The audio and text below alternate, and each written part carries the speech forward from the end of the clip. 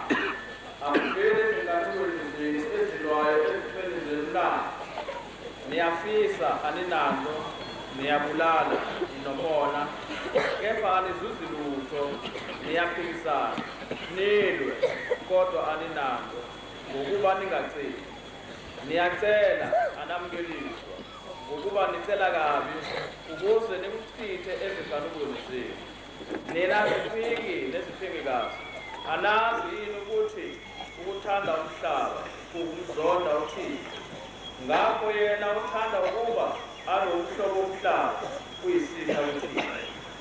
Niyacabanga yini nithi umbhalo uhlongeze ukuthi umoya ophakathi kwethu uyavama ukona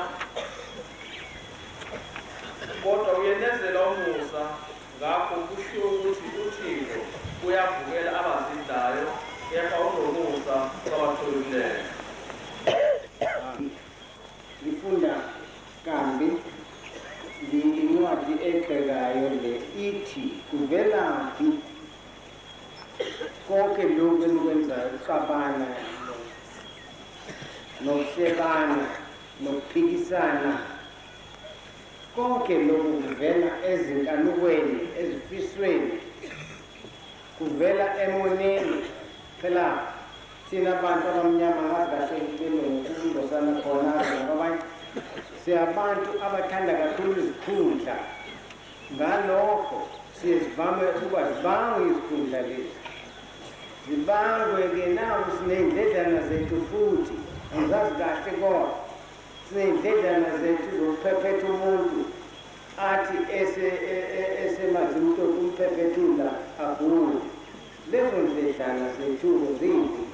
Sebethe abantu futhi ngokwehluleka ukuthatha iy'khundla kwaba yazi ukuthi ukhetha uba ingena emsebenzini angisasho nasesontweni emsebenzini suyinyathela emsileni. Bonke abantu sebethi ukhethelweni lo ngoba ngabe ukhethwe mina ngazi ukuthi yena onjani wena ukhethekile kodwa uyasola nomuntu ukuthi ngabe kukhethwe yena abese-ke eqala emikhulu uvelaphi kubuzwa lowo muntu uvelaphi-ke kimi mina emikholwayo ukuxabana nokuphikisana nakusolana. Ngishilo ekuseni ngase ngifuna ukubulalana futhi ningisize ningabulalani la phambi kwami. Ngiyabhala incwadi ngiyisa le lakuyiwa khona yokuthi bayaxabana sengibhalile. Kuyaziwa sengiqalile futhi imikhuba yokuxabana. Nixabana mhlawumbe ngey'khundla khona abasondele kimi nje mbijana angingamngane mina ngiyehluleka ukuba naye kwenziwa uNkulunkulu lokho anginawo umngane engimethembe kakhulu kangako. Umuntu ngiyamthuma yintwena bamba lo ngoba ngimthume kabili kathathu hayi seyisitha-ke noma mhlawumbe ngenzela izinto ezinhle aninandaba ninendaba nokuthi ngabe kusondela wena. Asibo bonke abantu abakhethekayo ezintweni ngabe labafundisi ababekiwe uma kukhethwa noma yini ngabe ngibeka bonke labantu. Yabona nabo abanye abantu ngiyababuka nje bahle la bakhetha umfundisi bonke abantu babe abafundisi bayakhetheka abantu nabavangeli ngabe sinabavangeli nonke bakhona abafanele uma ngikanye ngathi ngabe umvangeli nani ungathi ayikho akukhethwa kanjani. Kukhetha uNkulunkulu kulezi zinto ikakhulu kuleli bandla liphethwe uyena. Asizikhetheni asizenzeli ngokuthanda kwethu. Ngithe ekuseni nokwehluleka kwethu kuyemla emlazi lapho uNkulunkulu wenzela uyena okhetha izinto azimise ngendlela yakhe bese zisilungela ke thina abantu basemhlabeni ngoba asazi lutho. Kulindeleni manazaretha ngikhuluma kabi ngiyanikeka kanti ekuseni ngitheni bahle kakhulu ngitheni ngokukhanya kwethu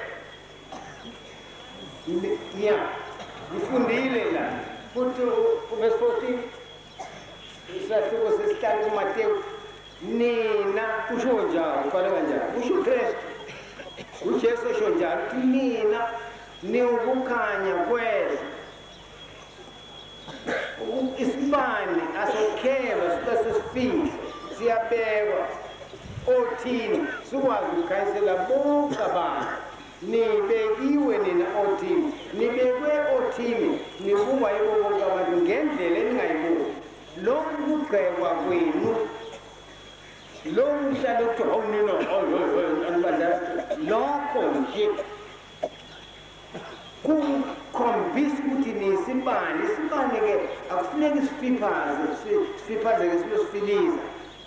Uma nifilizani sisibani esihle bayanibona abanye abantu ukuthi hayi lesibani asilungile kodwa bayazi abantu abaningi abangakholwa laba ababhingayo. Uyathi uma ngifuna ukukholwa mina hoyo ungayela kwaShembe angazi noma uzofuna intombi ey'ningini-ke angazi noma uzofunani kodwa ukuthi angaya kwaShembe sibuziwe. Ungabuzwa mina ngibuzwa muntu ngihlupheke kakhulu nani nonke nikhona. Uma ekhona umuntu ocabene noShembe anomthumela kimi ngoba akekho umuntu esengike ngaxabana naye, akekho umuntu esengike ngamqala, akekho umuntu esengike ngamthuka.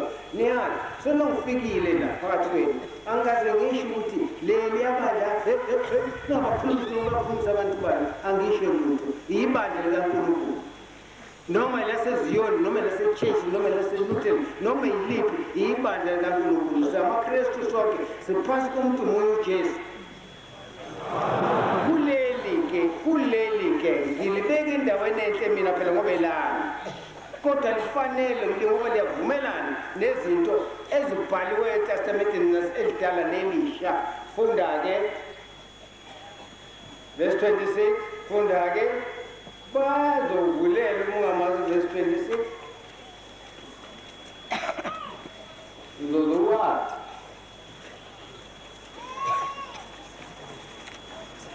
nikhethiwe nina maNazaretha ngifuna ukunazisa lo uma uyinto ekhethiwe kuyakho uzama ukuzimisa kahle phela ungamkhethi umuhle kuthiwe uzimise kahle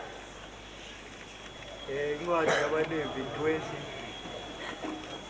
verse 26 anoba ngcwele kini ngokuba nina Yehova ngingcwele ngingahlukanisile nabanye abantu kuba nibe abantu uma wesilisa noma wesifazane besinye fa ibani ngcwele mina ngoba mina Jehova uNkulunkulu wenu ngiyingcwele leli uma ngithi ngiyafunda ngibona kufana nani uyabona ngoba nikhethiwe nani lenisho abanye ngithi abafazi ngisuke ngifuna lokho ukuthi uze kanjani ukhethiwe omnye ukhethe ngokwegula waphatha isifuba waya esibhedlela waya kodokotela wehluleka wakhopha weza ngani wafika waphila baningi abasenjalo yeah angisho ukuthi walanda kahle umvangeli kanini wakhula wakhwehlela wahluleka yonke indawo wafike kuphambili waphila ngalelo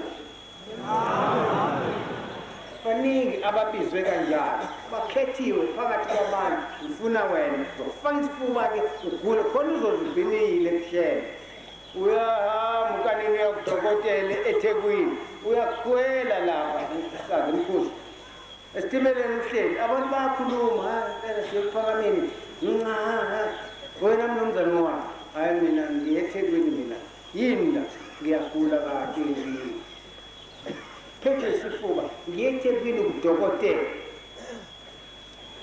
ngiyeThekwini kudokotela bathi bona kodwa ke phela hayi ungaya kudokotela kodwa nathi la siyakhona khona udokotela khona dokotela mullo ushele angimazi lo ushele uphilisa abantu sebehluleka izibhedlela yini ungakutry khona wehla kuze kube namhlanje uhleli kushele